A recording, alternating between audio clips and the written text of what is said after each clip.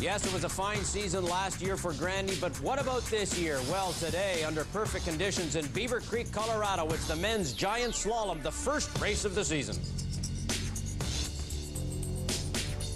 Hi there, ski racing fans, and welcome to Sportsnet's continuing coverage of the World Cup Alpine Circuit. Jerry Dobson here, along with our analyst, Brian Stemmel. Glad to have you with us, and welcome to today's show. In just a moment, it's off to Beaver Creek, where we will have the first men's giant slalom of the season. And, Brian, this is great news because in Europe, the weather's warm, there's no snow, they're canceling races, but things are great in Beaver Creek. They're fabulous here today, and they had to cancel the race at the beginning of the year in Solden, Austria, and it's just been terrible, horrendous weather over in Europe. Canceled the races for next week, but here in Beaver Creek, perfect conditions today and great conditions yesterday for the downhill. All eyes on the American superstar Bodie Miller, who had an off-season by his standards last year, started the season poorly this year, but came back with the downhill win yesterday. He looks like he's ready to roll now.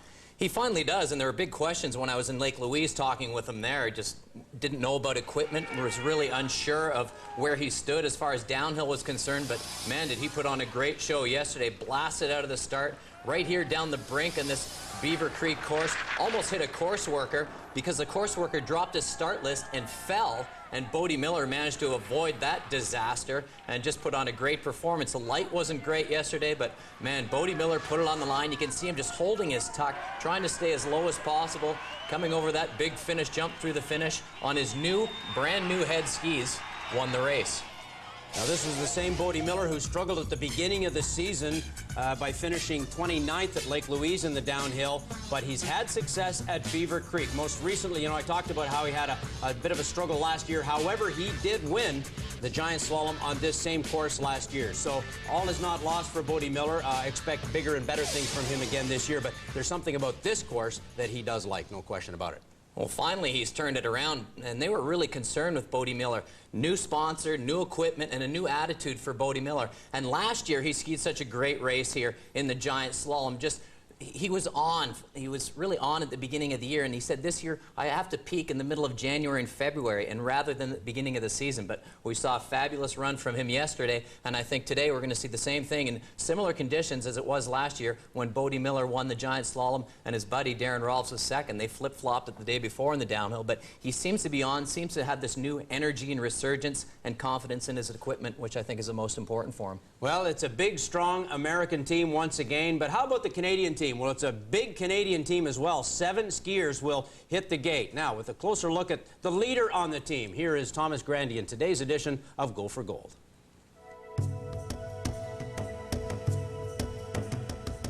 A big part of it is, the results, that I've been getting better. My rankings continue dropping. Like I keep getting, every year I'm a step closer to the top. So that's a big part of the motivation. What about the younger guys in the team? Do you look back and see yourself when you were that age? Do you see a little bit of you in them right now? I do see a lot of myself in these kids coming up. They're keen, they're hungry, they want to work hard, and it's great to see that. It's great to see that there's a lot of young guys coming up that are hungry to have success, and I think that's what's really making a great team. Did the 3 podiums in a row after the Olympics really surprise you? Well, I think that after the Olympics, I felt a big weight lift off my shoulders. I think the Olympics were a big disappointment. I think I prepared as well as I could, and some things just didn't come together as I wanted to, and those days didn't happen. But after that, I really relaxed, and I just enjoyed the sport for what it was, and those 3 podiums were really were unexpected, really. I mean, I was sitting at the closing ceremonies with Sarah, and I was exhausted, like absolutely exhausted after the Olympics, and I told her, I want to go home. I said, I want to go home, rest, relax, and then come back for the finals and try and get a couple good races under my belt. And she's like, no, you're not coming home. You're going to Japan, you're going to Korea, you're going to finish the season, because at that point I was seriously considering retirement. So she convinced me to go there, and when I got there, I had this renewed energy, this renewed fire, and I had those 3 slalom podiums in a row, which was an excellent way to finish the season, and what really motivated me, inspired me to continue on this year. How do you feel going into this season, and what do you expect from yourself? I've been relatively fast compared to the last few years in training, compared to my teammates, so it's been really encouraging for me to be fast in training, which is something I struggled with the last few years. I was good in races, but not good in training, so I mean, I hope that pattern doesn't reverse itself, but to me, if I can be fast in training, I think I can be even faster in racing. So it gives me a lot of confidence, and I've had fun because I haven't been, frustrated in training with slower times. I've been really competitive with the guys. Well, these results last season for Thomas Grandy means he had probably the best season he's ever had on this circuit. He finished 5th in the overall standings for the slalom, 6th in the giant slalom based on those results. So a terrific year for Thomas Grandy. And you know better than anybody, Brian, you've talked to him about how happy he is, and you could see it in that interview. He's going to be a proud new papa in February. He had a great season last year. No wonder he's so motivated this year. Right, he's just calm and relaxed, and everything's coming easy to him now. And when you have a lot of success and you have some wins and you are winning, you are making some money for that new baby, you want to continue on, and having his best season last year was fabulous, and he is teaching the younger guys what it really takes to win on the World Cup circuit, and Thomas Grandy knows that. He's the first Canadian that's ever won in the technical events and had such a great year last year. I'm glad to see him go on, and I expect big things from him again this year. Well, I mentioned off the top of the show it's a big Canadian team that he leads this weekend at Beaver Creek, and how big is it? Well, also on the ski team right now, Francois Bourque will be skiing today, Eric Gay, Stefan Gay, John Kuchera, J.P. Watt, Julien Cousineau, all taking the start in the first giant slalom of the season at Beaver Creek. So let's take you there now and get this one underway. Beautiful day. You can see a little bit of fog hanging around, but nothing to be worried about. The conditions are absolutely great. A little on the cool side, but not to worry, as we are going to get this one underway. So let's go. First of 2 runs, of course. First skier out of the gate. This is David Simoncelli of Italy, 27-year-old, who has won a couple of times at the GS discipline on the World Cup circuit, so you can expect more from this guy. So let's have a look and set it up, Brian. And this is on the bottom 2/3 of the downhill where we saw Bodie Miller win that run yesterday. Set by the Austrians. A pretty tight set this first run, and you can see a lot of new snow in the Beaver Creek area, a lot of snow in Colorado.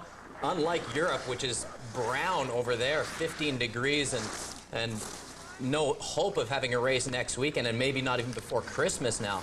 But they have to concentrate on this very flat section of the course, got to carry some speed out of the top turns, and then over these rises, got to make sure you're moving your hips forward. Normally land right about there on the downhill. You've already made 3 turns in the giant slalom. You can see how turny this Austrian set is on the first run. Just a beautiful shot coming down the bottom of the downhill. Don't want to see too many plumes of snow shooting out from the racer's skis. You want to make nice, clean turns and try and keep that sliding to a minimum, but with such a tight set, it's difficult to do. Not a bad run, though, for Simoncelli.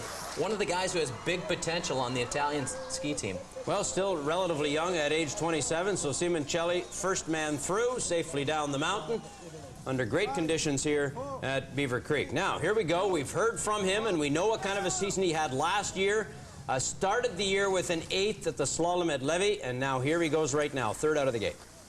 Man, it's amazing. Grandy's turned into a slalom skier now, as opposed to the giant slalom skier where we saw him on the podium in Park City way back in 1997, but really has brought that technical expertise that he's learned from giant slalom, applied that in the slalom, and been on the podium 3 times in a row now at the end of last season, and a good result in Levy, Finland to begin with. Well, he actually finished 5th in the slalom standings last year and 6th in the GS, so it's true. He has actually become a slightly better slalom skier than GS skier. Got to move the hips forward there. Sometimes Grandy pivots his skis in these difficult sections. Now he's letting it go a little bit. 0.4 of a second back at the interval. We'll be a little disappointed with that, but you can make up some time down here in the bottom. Really important in giant slalom, and especially for Grandy, to move his feet quickly. You get a little lazier when you get a little older, and whoa, you got to be quick down here. Hang on. Big mistake there for Thomas Grandy, right down near the bottom. That will cost him some crucial fractions right there as he is through. But look at that, 0.8 of a second behind is Thomas Grandy from Davide Simoncelli. So let's have a look again here, see if we can figure out what happened to him. Well, just bad direction to the left coming off that first bump. Didn't give himself enough room, and then really tight on that blue gate. Got his right ski way up in the air and down in that soft snow. Thomas knows that's not the place to be. It's a little slower down there when you get off to the side of the track. We talked about Simoncelli at 27 years old and one of the big young stars on that team. Here's Massimiliano Blardone, also 27 years old, and also with a couple of giant slalom wins under his belt in past years on the circuit. I just love watching these young Italians, just these little guys who blast down the hill, just lots of energy, lots of spunk, and became a very consistent giant slalom skier last year. Hey, he finished second in the standings. So he really knows what it takes to be on top of that podium. Look at that. 0.3 of a second lead there. This is where you have a little bit of time to breathe, a little bit of time to think of what you've done before. Now concentrate on these steeper, icier parts down here at the bottom.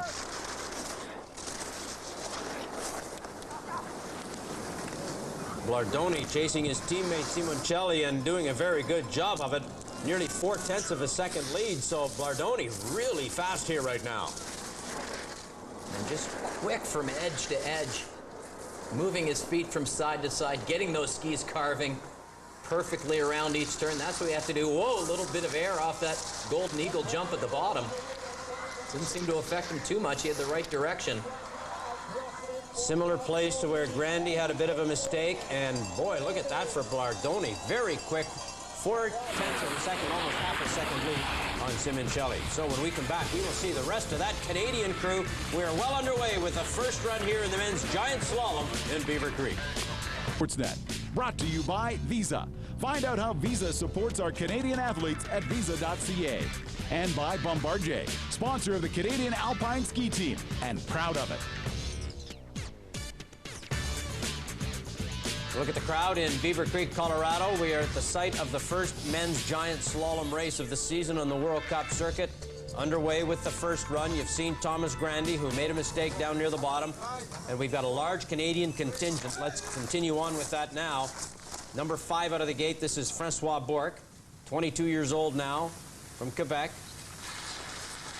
Bourque was 12th in the Super Combined, which is a new discipline this year. Brian, I'm not sure why they've opted to actually add races. Yeah, they added it on Thursday, and what it is portion of the downhill they run in the morning, and then they run one run of slalom in the afternoon. And Bourque finished 12th in that race won by the Norwegian Askell Lund Svindal. And I don't really like it. It's kind of like some of the best of the mediocre guys are doing well there. I just like to see more downhills or more giant slaloms, stuff that's more exciting. But this is FIS's new baby that they're calling it, and they hope this is going to provide a bit more entertainment and more advantage for some of the guys who don't ski the best downhill, don't ski the best slalom, but are kind of good at both. I guess it's a way to try and encourage the best to ski everything, because obviously if you're the best slalom skiers are not the best downhillers, and to combine it into one event is kind of a strange one. But at any rate, Bourque did not too badly, finishing 12th in that event in a race, as you said, won by Svindal of Norway. So here's Bourque through, and he's 0.8 behind. And don't forget, Francois Bourque was 6th here last year, so he's got the potential to do it, and he's one of those all-rounders that can do it, and a guy like Bodie Miller who can as well. Well, we've talked enough about Bodie Miller, 3rd overall last year, but had trouble picking up victories, and there was a problem there. No win in downhill at all, although he won on this mountain last year in the giant slalom. And a big mistake out of the start for Miller, but that's the kind of guy he is. Skis on the edge a little bit. He's going to make those mistakes, and whoa, a direct line in through that blue gate, but manages to pull it out. And he's 0.3 behind because of those couple mistakes, but looked like he carried a lot of speed onto this flat, and that's what you have to do in that section of the course. Now, the other technical race earlier this season in a slalom, he actually didn't qualify for a second run, so it's been a strange start to the season, not qualifying in a slalom and then coming up with a win in a downhill. See the bird fly in his view there, the birds of prey course. Didn't have to avoid that like he did the course worker yesterday. That was unbelievable.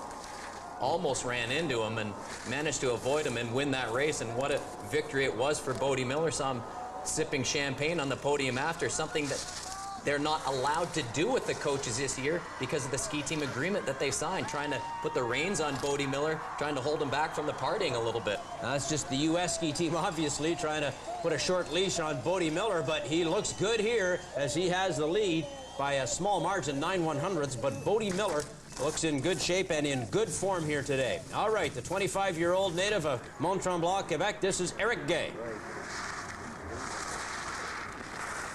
I think a pretty disappointing week last week in Lake Louise for Eric Gay. Not the top of his game, and just doesn't really seem to be on it, but trying to be an all-around skier. He's gained over 400 points on the World Cup circuit last year. That's why he's allowed to start number 32. Just out of that, the first top 2 seeds, and whoa, huge difficulties there. Definitely more of a downhiller in Super G, but you need the good technical base to be good in those 2 disciplines, and that's why Eric's racing in this event today and hopefully building on some technical advantage that he needs over those next couple of downhills and Super Gs. Well, not a great time, 2.8 back, so Eric Gay just feeling his way down the GS course. Now here's John Kuchera, 37th out of the gate, but what a great story he was last week with that win in the Super G. Was that unbelievable or what? I think not only everybody was shocked, but John Kuchera was more shocked, and he's out very quickly in this giant slalom. But hey, he's got 1 victory under his belt already this season, so fabulous day, fabulous year for John Kuchera. And a quick out here in the giant slalom for Kuchera, but he's still a happy guy after what happened last week. Meanwhile, this is the 20-year-old Stefan Gay on course now. Now, the younger brother of Eric, and I had a chat with him last week, and he's a real hard-working kid, wants to learn from his older brother and kind of break out of the spotlight of being Eric's younger brother, but it's hard to when you ski similarly, you have great technique, and you grew up together. There's Gay through just over 3 seconds back. He won't get a second. This is J.P. Roy wearing bib number 55. 24 years old, not 25 years old, pardon me, from Saint-Flavie, Quebec now. And every time I see JP, it just kind of reminds me of Joe Nieuwendyk, or just somebody who always seems to be injured or seems to be sick and just can't really shake that. He's such a great skier, good technique, has had success on the World Cup circuit, but just seems to be injured or sick all the time. And it's tough to get good training, and there he goes again, out once more. When you don't have that technical practice in from the summer training, hard to be confident going into the race, and he just chose the wrong direction off that blue gate there. 57th out of the gate now is Julien Cousineau of La Chute, Quebec, the last of the group of 7 Canadians starting this GS race in Beaver Creek. Cousineau sitting back a little bit as well. You got to get the direction proper out of this red and into that blue. He's done it all right. This is a great base for the Canadian team. They have a lot of guys in this race, and a lot of that credit has got to do with Thomas Grandy and his success. And I believe if Thomas Grandy hadn't won those couple of races last year and didn't have a lot of success at the beginning of his career in the technical disciplines, you wouldn't be seeing these young guys doing so well. And I think that's got a lot to do with Thomas Grandy and his ability to hang in there and be successful. Well, Brian, there were years when Thomas Grandy was the only Canadian making the start in a GS or a slalom. And now look at what we've got. 7 of them getting it in the first run here. And I think that's a big reason why he's still hanging around. He loves being around the guys. He loves having that team atmosphere. And he celebrates the team victories, even if he isn't the top Canadian. And it's just a great atmosphere in the team right now. You got some good coaching, some new coaches in there. Paul Christophic doing a great job, and these guys trying to bust into the top 30 and get that second run. Well, there's Cousineau, and he won't get a second run that far behind. However, a couple of Canadians will. Here's the way the first run has finished. Bodie Miller on top. It looks like he's back in the GS and ready to defend his title here. Francois Bourque, the top Canadian, finishing 12th out of the top 30, and also getting a second run for the Canadians in this one is Thomas Grandy, and the others, the 2 Gay brothers, Cousineau, Kuchera, and J.P. Roy, all not getting a second run today. So the first run is done, and when we come back, it's for all the marbles. It will be the second run in the men's giant slalom from Beaver. Back at Beaver Creek, Colorado, as we are set to start the second run now under absolutely gorgeous conditions. Look at that blue sky as we get set to go, and racing first, 30th after the first run. Remember, it's the top 30 in reverse order for the second run. This is 27-year-old Marcus Larsson of Sweden. And starting way back on that first run, just snuck in there to gain that all-important first position on the second run, and he's skiing on a buffed course right now. Whoa, extremely wide coming into the flat section of the course. That may cost him some time. When you're skiing on nice, perfect conditions like this, you have to take advantage of it. 11 out of the first 45 guys didn't finish, so good opportunity for Larson to put on a show here. Larson comes into this season as a winner in the World Cup circuit. He won a slalom last year at Åre. He's proven he can do it, at least in slalom, but what about GS?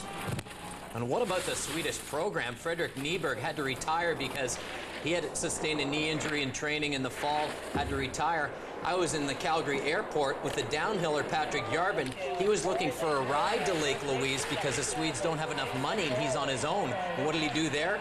Finished second to John Kacher in the Super G. So Swedish program's got to get their act together and start supporting these guys. Look at that, 62, Marcus Larsson, 30th in the first run. See if that's going to hold up now after the second run. Did you charge him for the ride, or was it free? My car was too small. I couldn't fit his downhill There you skis in go. it. All right, up next, 29th after the first run. One of the youngsters on the circuit this year, 21-year-old Steve Messillier of France. Well, a tight budget, Jerry went with the compact car. Poor Patrick Järben had to get another ride from the airport. Messillier off to a good start here in the second run.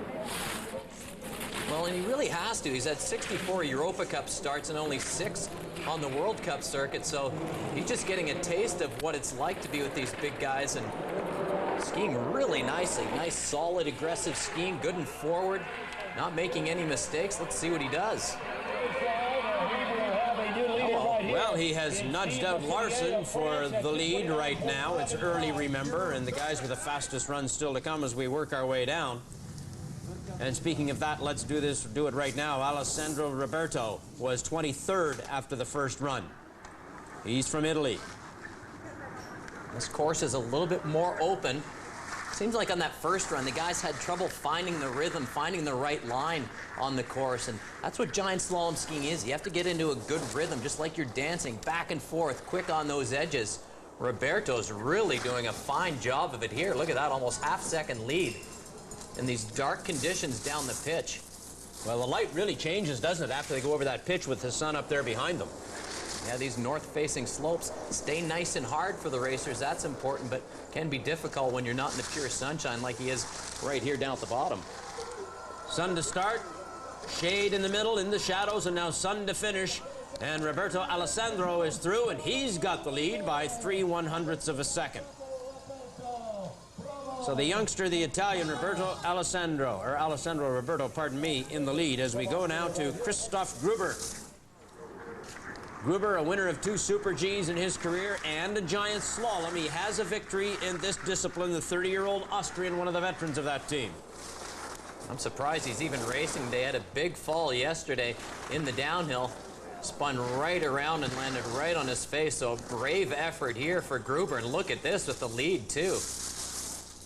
Whoa, way wide. That gate has been a problem. A lot of guys are going wide right there, Brian. Yeah, it just seemed to put a lot of pressure on his edges, just got shot way out, made such a good turn. You just get your skis shot way out into the powder, and that will definitely slow him down. But hey, he's happy to finish this run after that big fall yesterday. So Christoph Gruber making a mistake there, can't overtake Alessandro Roberto. He's well back, and so the young Italian has the lead. Steve Messillier of France, who's just 21 years old himself, in second spot, and then several Austrians stacked up in behind. Yes, there's lots of snow in Colorado these days, and will Thomas Grandy come up with a result? We'll see him and Francois Bourque as well when we come back.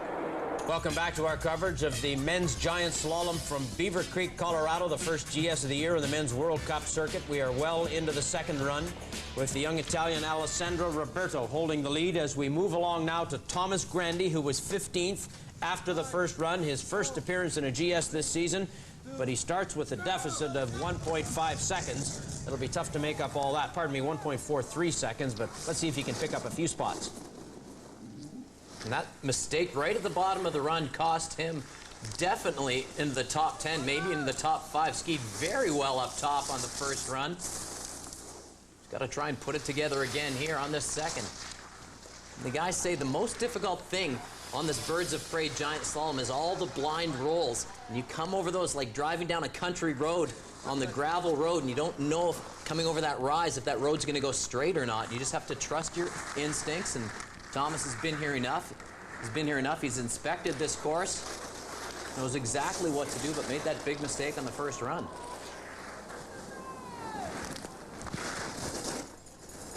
Well, that looks good right there. If you see a green number popping up, it's good. 2.26 seconds.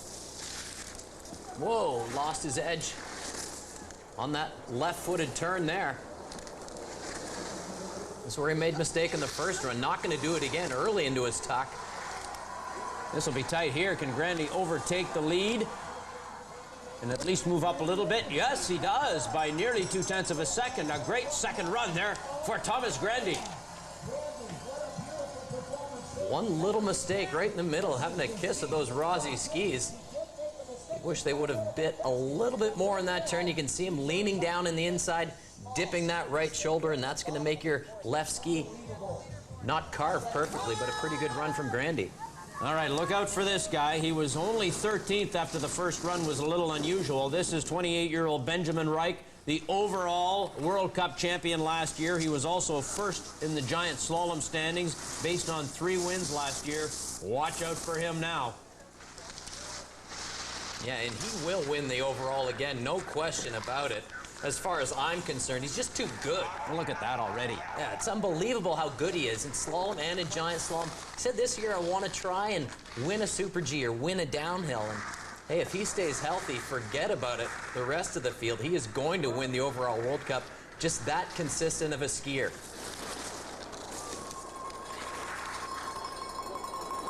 Wow. He's increasing the margin. He had a half a second lead in the early interval. That's increased to 0.8 of a second now. So Benjamin Reich is really laying down a fast run here.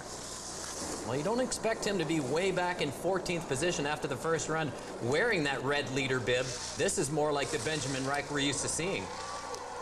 We are seeing the champion at work here right now. Benjamin Reich will take the lead. It's just a question of how much. Well, he lost a little bit back, gave a little bit back there in the second part of the course, but still, that's a healthy lead now for Benjamin Reich, with 12 still to go ahead of him. And let's have a look now at 22-year-old Francois Bourque.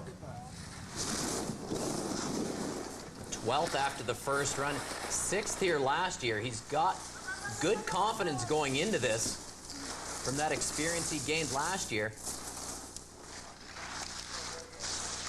There's Reich's time just on top of Bourque.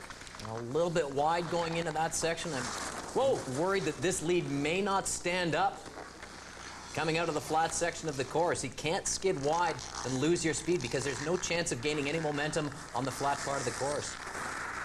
Well, Reich was very quick over the first part and the second half of the first part of the course, if you will. But Bourque is very quick as well. Let's see what he does here. He's still ahead of Reich's time, and Reich lost some down at the bottom. Just hanging on to it. Really nice skiing down the pitch. That's what Frank's best at, making those great turns, switching those skis quickly, staying in a nice, solid, aggressive position.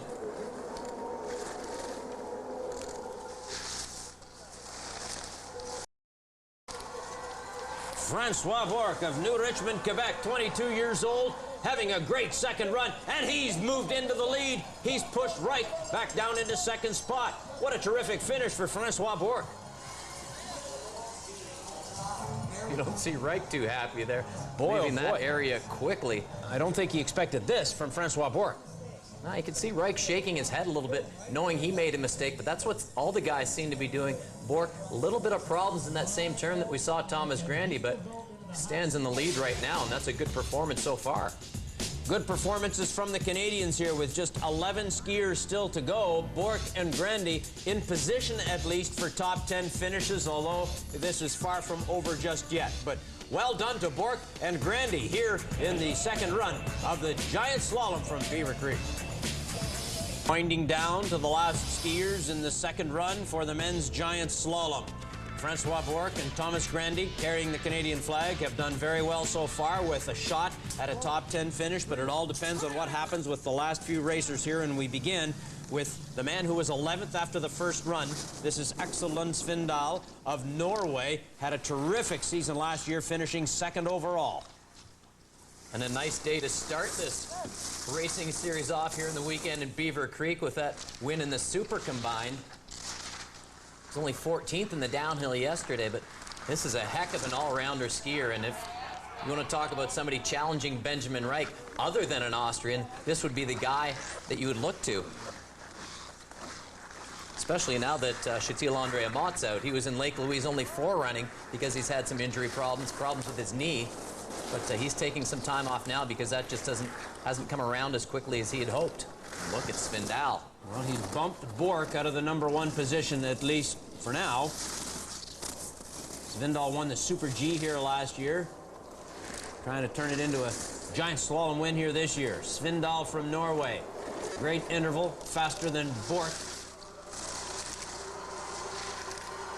Here he comes now through the finish line. Bork's time to beat on top. Svindal has done it by a big chunk. 9/10 of a second for Axel Lund Svindal of Norway. Now let's quickly go back up top. 29-year-old Didier Defago, 9th after the first run. Mainly a speed skier. He's got a win in Super G. He's not usually that competent in giant slalom, but we'll see. That was just an amazing run by Svindal. For such a bigger guy to be so good in giant slalom, able to move that massive 6'4" frame back and forth as quickly as some of the smaller athletes like you see Defago and some of the Italians, and a huge lead. That's unbelievable. Bork gets bumped down to 2nd now with Svindal in the top position. And Sorry, Brian, go ahead. It's about time Defago put something together. He's always kind of lingered around the teens and 21st in the downhill yesterday, and not having a great run here today. Just a couple too many mistakes from Defago in each of the events, it seems like.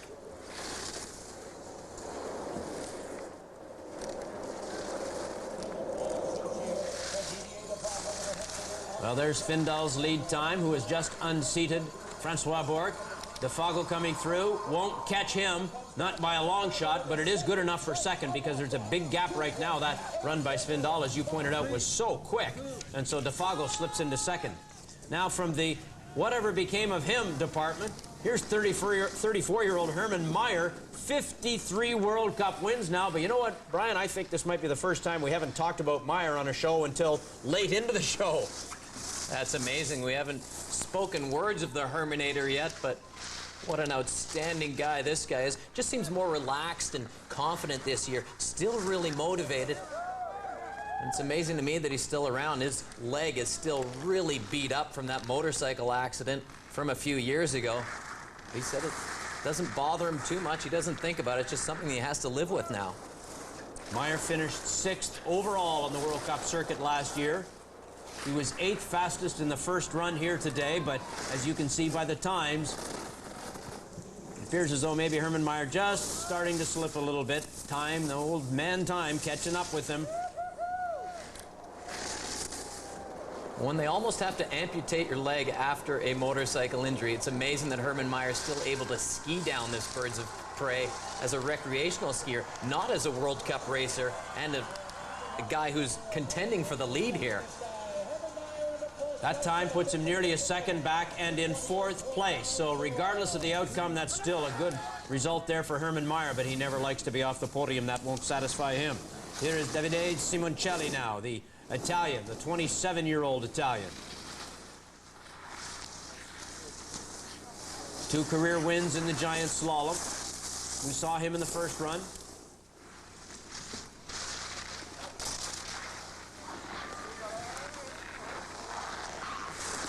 We are getting down to the nitty-gritty. He was 7th after the first run. Only a handful still to come.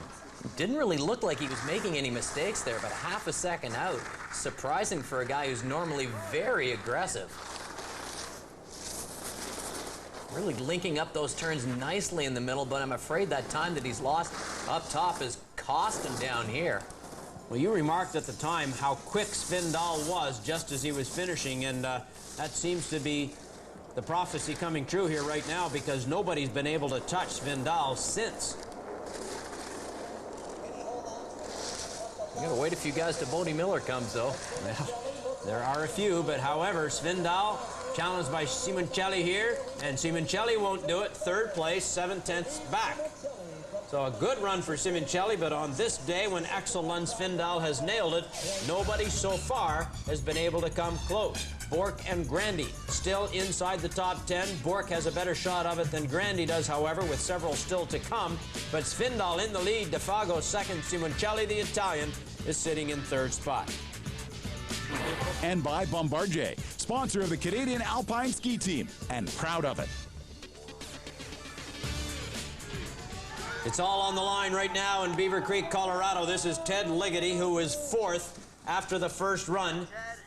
Probably the best young skier on the U.S. team. Remember, he won the Olympic combined. He won a giant slalom last year. At least you're telling me he's the best in the U.S. team, the best young skier. Yeah, the best young up-and-comer. Just a real talent in slalom, and even in super combined, where it was that Olympic champion last year. He was only 10th here on Thursday in that event, but this guy knows how to put it together, and give him some credit. Skiing with a broken finger, he actually fractured his diagonal fracture of the second metacarpal bone to his index finger. Did that in pit stall in October, and it still hasn't come around properly. Dr. Stemmel, I want you to point out exactly what bone that is in my finger, because I have no idea what you're talking about. But anyway, a broken finger. Ted Ligety is back on course and looking to do some damage here, although his times are just a little bit off in the intervals here. If he's number one in the finish, he'll be holding up that finger for sure. If he can keep it going down here, looks like he's carrying a lot of speed into this final pitch. Just 22 years old. Svindal's electric run from earlier still holding up. Will it through here? Yes. Ligety is as close as anybody has come, but he's still 3/100ths, an agonizing 3/100ths of a second off the pace, and he knows how close he was. Third after the, fourth after the first run, Didier Couch. The veteran, 32 years old, from Switzerland. A winner in just about every discipline but slalom. He has won a GS before. Second to Bodie Miller in the downhill yesterday. He also switched equipment like Bodie Miller, both of them switching to head skis, and just a very finicky guy, always tinkering with his boots and his equipment. So he's had difficulty in the summer and in the fall finding that right setup. But man, did he figure it out yesterday. And obviously he's done that as well today. If he can hang on to this top position, he's looking at a podium. Svindal, remember, was 11th after the first run, but his time has held up right down to the bitter end here. Only a couple to go after Didier Couch. He's also healthy this season too, which is a big difference. You don't have to worry about those nagging injuries that are lingering when you're going down this course. Just concentrate on blasting down it, and he's looking really sharp here. Couch will be close to Svindal as well, but won't do it. Half a second back puts him into third spot. Ligety and Couch, second and third right now, behind Axel Lund Svindal. Second fastest from the first run, this man right here, Massimiliano Blardone of Italy, 27 years old, 2 giant slalom wins under his belt. Does he have what it takes to finally unseat Svindal? You would think after Svindal was so far back, but what an exceptional second run. You think one of these last 2 guys has to do it, either Blardone or Miller, and here we go. Good looking interval there for Blardone. Yeah, remember Svindal was 85/100ths back to start the second run. This is where it all counts down here at the bottom. We've seen some guys make mistakes, not being able to make up any time, but Blardone is really doing it. He's picked up 0.3 of a second now in that middle section. This is the kind of skiing that we expect from the Italians. Blardone on the verge of picking up career win number 3 in the giant slalom, but he has not beat Svindal yet, and remember, Bodie Miller is still to come. Here's Blardone now. Will he be the man finally to do it against Svindal? Yes, he does. Not by much. 4/100ths. So Blardone takes the lead. and you move Kush and Ligety down, Blardoni is the man on top right now. However, it all comes down to this. Bodie Miller trying to defend his championship here and win the GS in 2006. Fastest after the first run, last man out of the gate now. And watch out here, folks. This could be something spectacular again from Bodie Miller. After that great downhill win yesterday, we're going to see him charge again down here, just holding back tiny bit up top. Wow, here we go.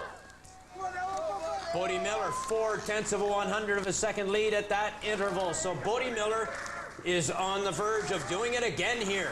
Back-to-back wins, perhaps. Oh, no! Wow. I think he just cost himself a victory there. Went right through that red panel at the top of the red-tailed jump. I was about to say back-to-back wins in the downhill and now the giant slalom. Just as I said that, one mistake and then another one. You just know that's going to happen from Bodie Miller. Known for the big recoveries, but when you make huge mistakes like that, forget about it. You're going to be way back. These other guys are just too good. Mistakes for Bodie Miller. And how far back will that put him? It won't even be a top 10 thanks to that. He had the interval times, but ends up more than a full second behind. Out of the top 10, Bodie Miller finishes in 12th. Congratulations to Blardoni, the Italian team, celebrating as he picks up his third career win in giant slalom in the first race of the season here in the 2006-2007 season. So the final results go like this. Blardoni wins it. Svindal with a terrific second run, finishing second. The American Ligety in third. Two Swiss skiers following him, Kush and Defago. Canadian situation looks like this. Francois Bourque was able to hang on to a top 10. Congratulations for him, finishing in 9th spot. Thomas Grandy gets bumped down and finishes in 14th position. Once again, though, it's Massimiliano Blardoni. 2 giant slalom wins heading into this season, and he picks up another one. And Max, as he's better known, skied very, very well, making no mistakes in that second run. Just a good, consistent, aggressive run, but wow, big mistake for Bodie Miller, that's for sure. And so after just one race, it's pretty obvious what the standings would be. It would be based on today's race only. Blardoni takes the 100 points, Svindal the 80, Ligety the 60 for third spot, but points as well for Francois Bourque, finishing inside the top 10.